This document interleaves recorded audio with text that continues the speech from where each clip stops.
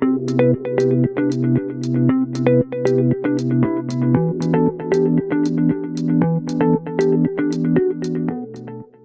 of the day.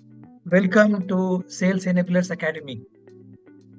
Today we have a very distinguished guest, Mr. Biman Gandhi, who is an engineer turned into a business mentor and a leadership coach.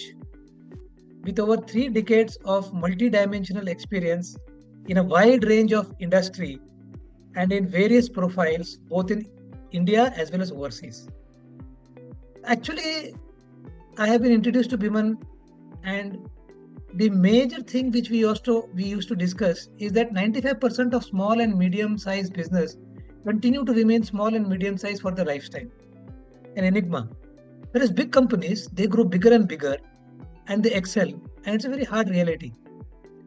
We have always wondered about it, and we spoke about it many times.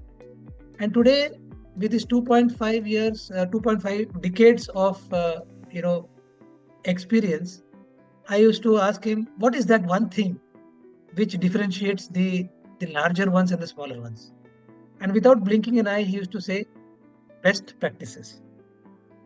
So this has become a cliche. We have heard this terminology everywhere. And in today's podcast, we'll decipher this terminology. What is the best practices which a small and medium enterprise can incorporate, and they can become grow, they can sustain, which has always been a secret of large businesses. So, Biman, welcome Thank you, for Ravi. this podcast, and let us delve deep into it. The first question which comes in many people's mind is, how do you define these best practices? Though it's very good to hear best practices, and why are they considered valuable in business? Right.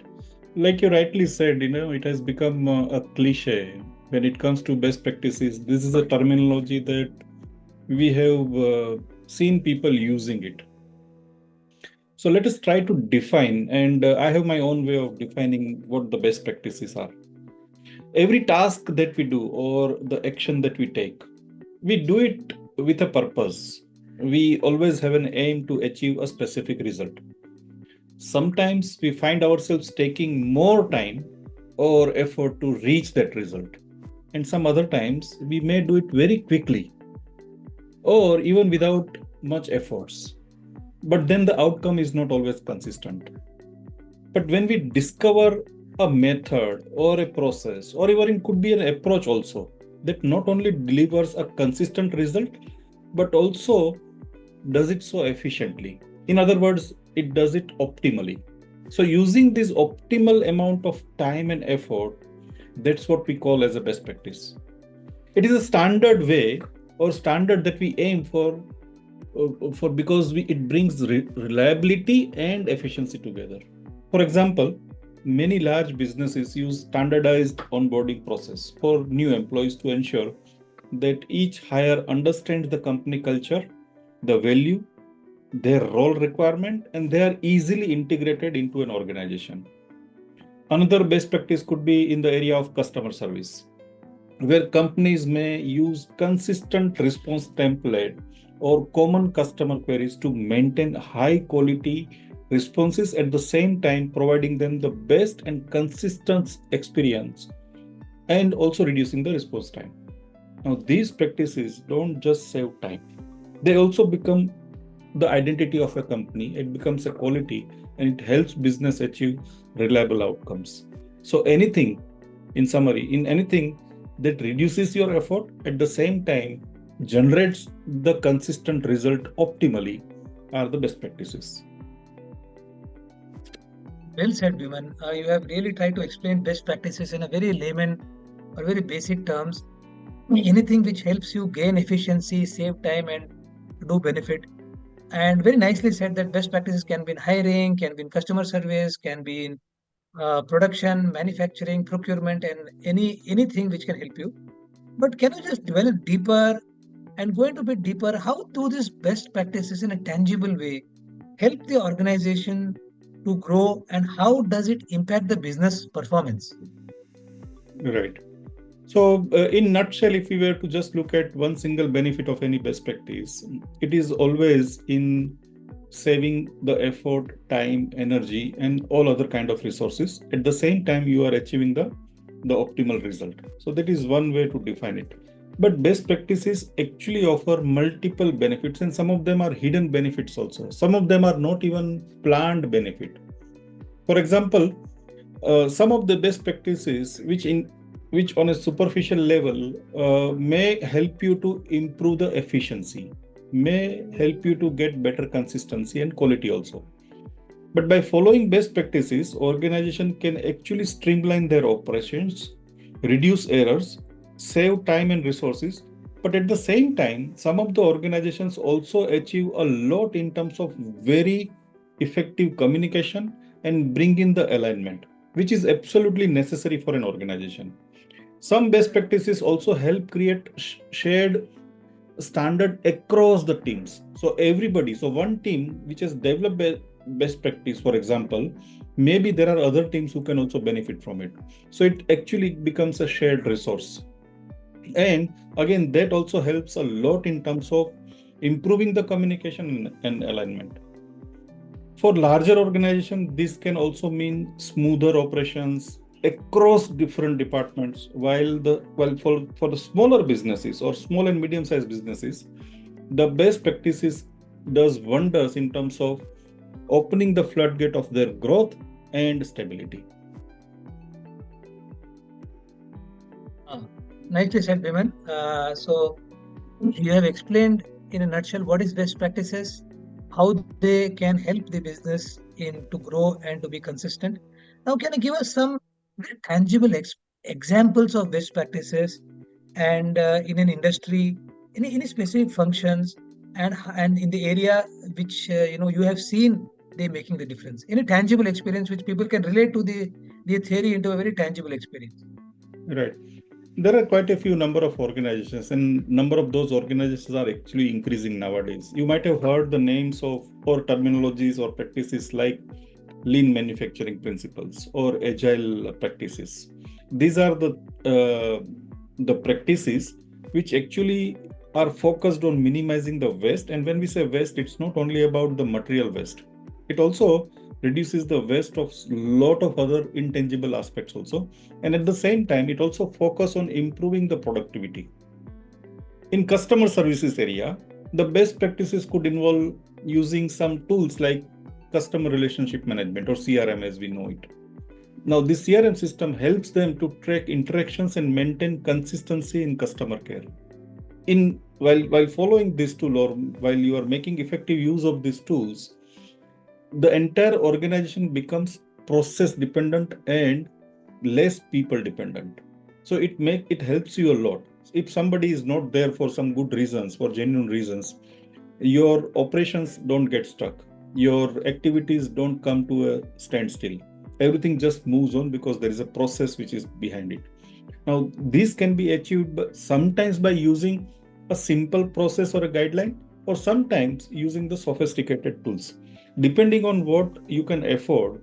Now, for large businesses, since we have been talking about large businesses, maybe they can afford to have some kind of software or some systems which can make these kind of things happen for them. But for smaller organization, it could be a simple flow chart, it could be a simple process or a plain guideline or a very small checklist that can also help to become more process dependent and less people dependent.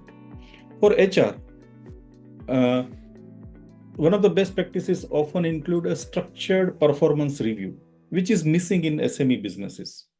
But a structured performance review helps employee to receive regular and constructive feedback.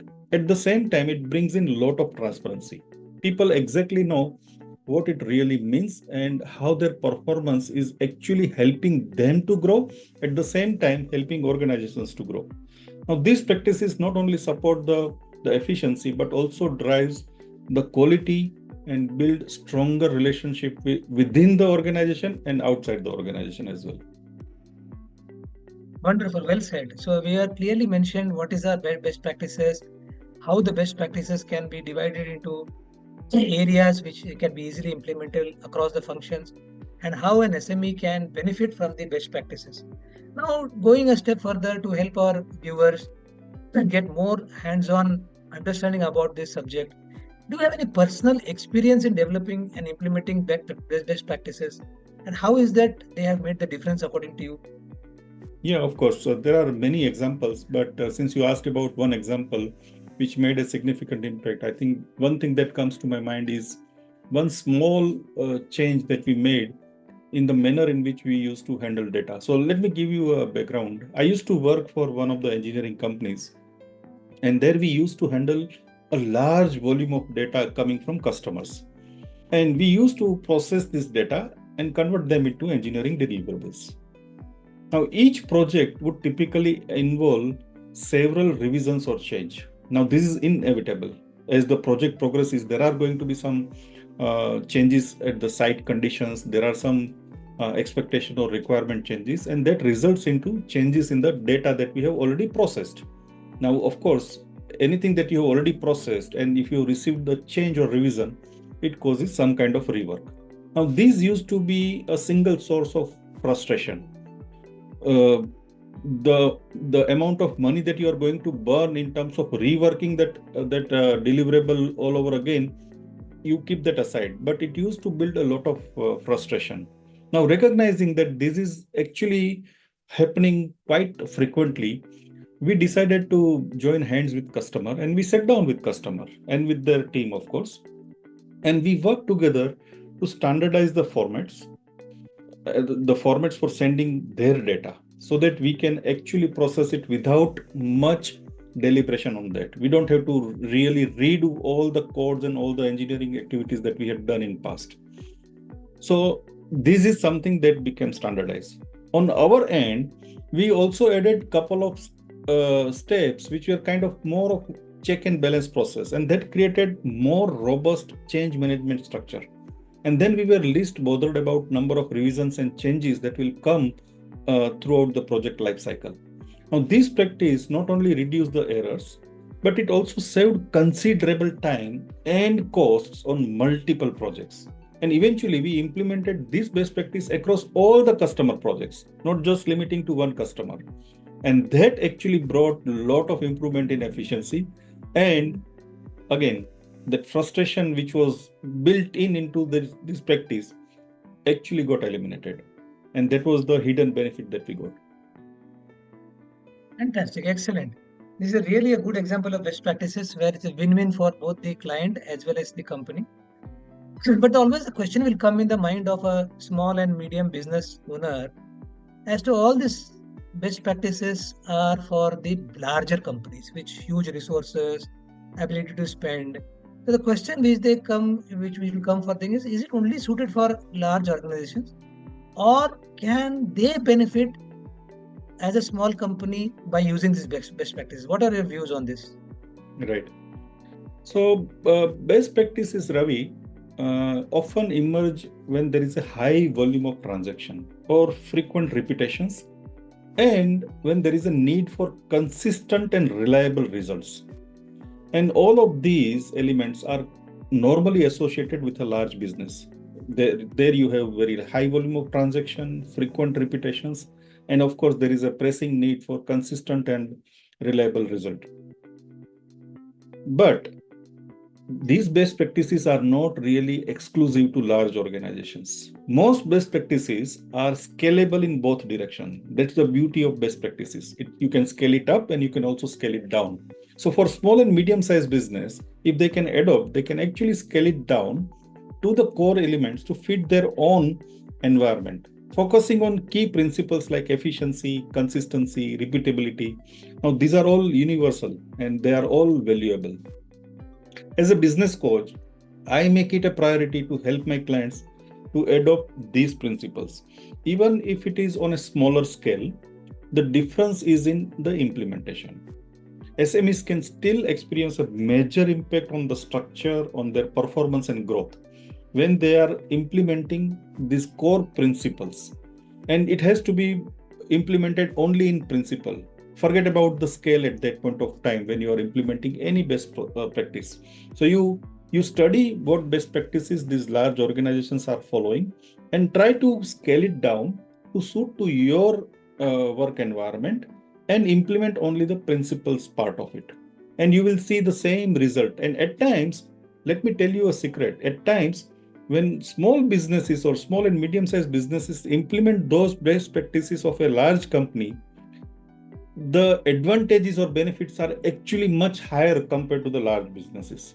So that's something that is amazing about best practice when it is implemented in SMEs.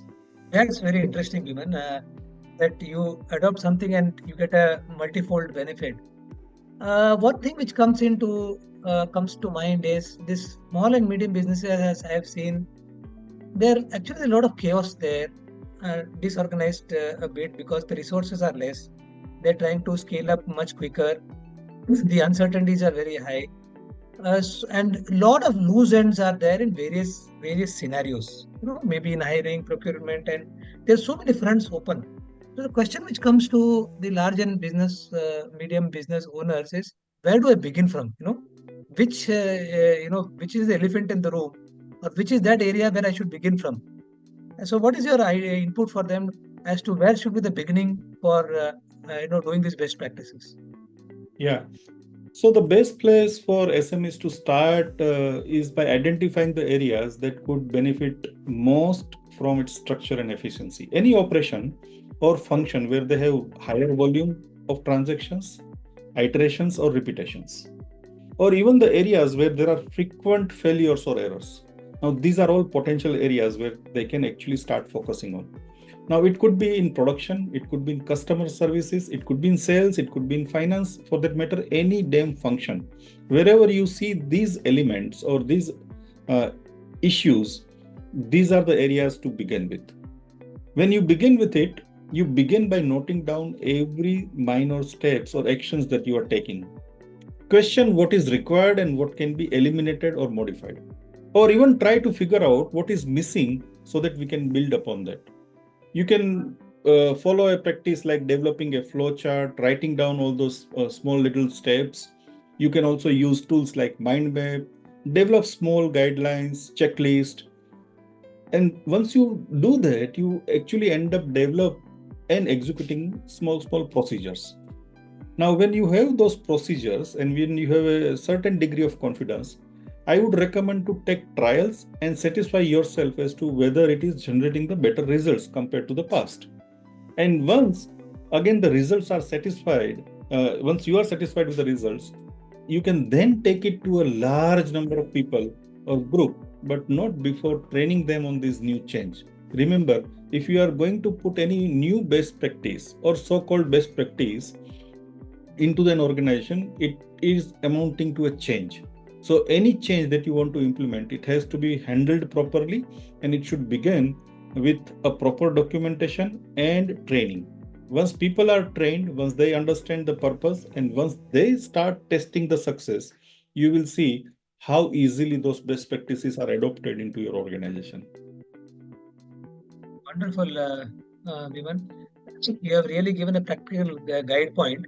But if it very succinctly, if you were to tell a business owner as to the practical steps, very briefly, as a takeaway of this program, to begin right away, what will be your three fundamental steps?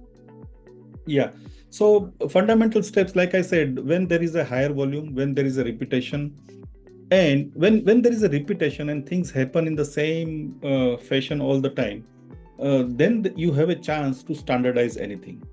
And when you have a chance to standardize anything, you can also possibly automate it when the time and your resources permit you to do so. Nothing can be automated if you have not standardized it. And nothing can be standardized if there are no higher volumes and repetitions. So just follow this sequence. So when you are looking to implement any best practices that you have studied from a large business, and you think, okay, this is something that in principle I can implement, look for the volumes, the repetitions, the pattern sometimes also helps you, and then try to find ways to standardize them. And once it is standardized, you can also possibly automate them. Fantastic, Viman. I think I'm also taking a very beautiful takeaway from here. And very clearly, you have said volumes, repetition, standardization, pattern, best practices. So I think we have got a lot of tools here. AI is there, lot of tools have made for small and medium enterprises. So I think it's a crime to do repeated tasks in an inefficient way, and there are tools available. So the bandwidth of management will be free, so for bigger things, and they can do more things. I think fantastic. I think wherever a business owner sees repetition and where there's a possibility of standardization, not doing it will be a very, very sad thing, which will hinder their growth. I've read a beautiful quote which is attributed to Otto von Bismarck, that an fool, he says, I would say a less intelligent person to be more softer, he learns from only his mistakes. And an intelligent person learns from the mistake of himself as well as others. So you need not wait, commit the mistakes and learn. There are so many mistakes which is happening right away, which you can learn from their mistakes. And you are there with 3 decades of corporate experience out there, learning other people's mistake, learning from your own mistake, and giving people a very, very, I would say, ready-made template by which they can automate, make their mundane jobs easy, have more time, more bandwidth for strategic activities, customer connects, and thereby grow their business. And India has to grow phenomenally in the manufacturing sector in the next 10 to 15 years to achieve the $5 trillion, $10 trillion economy status, to achieve the Make in India initiative. The scope for the small and medium enterprises is humongous, and I think your guidance, your support will be definitely a value add to all the aspiring SMEs who want to go to the next level. Right. So thank you very much, and I wish you all the very best in your endeavor of making the lives of small and medium business enterprise easier and removing the hindrances through best practices. I think I would suggest you to author a book on best practices. I think that would be really a sought after treasure for all the people who want to refer it whenever they want to refer it. Yeah, sure. Thank you for that suggestion. And this particular subject, best practices, has always fascinated me because I have really realized the benefits myself. It's a first-hand experience, you can say, so to speak. I was also heading the project management offices in one of the organizations, and in another organization I also helped them to set up this PMO. Now PMO is all about setting up the processes, helping them to arrive at some best practices. And anything, like you rightly said, anything that makes your life easy is a tool. Best practices is a tool. Or anything that makes your life easy is not just a tool, but any tool that you use actually ends up using or making your life easy. So always, it's two directional. And to me, best practices is one thing from which we all can really benefit a lot, because at the end of the day, we all want a productive life. At the same time, we want it stress-free life. And best practices is one mantra that I can give to everybody. Well said, Biman. And I would request every listener to follow Biman in his LinkedIn area. He contributes very regularly in all these areas where efficiency, performance can be enhanced. Also his YouTube channel. And let us grow together with the combined knowledge and experience which we have. Thank you very much. Thank you. And keep following Sales Enabler Academy. Thank you. Thanks a lot, Ravi, for having me on your academy. Thank you. Thank you.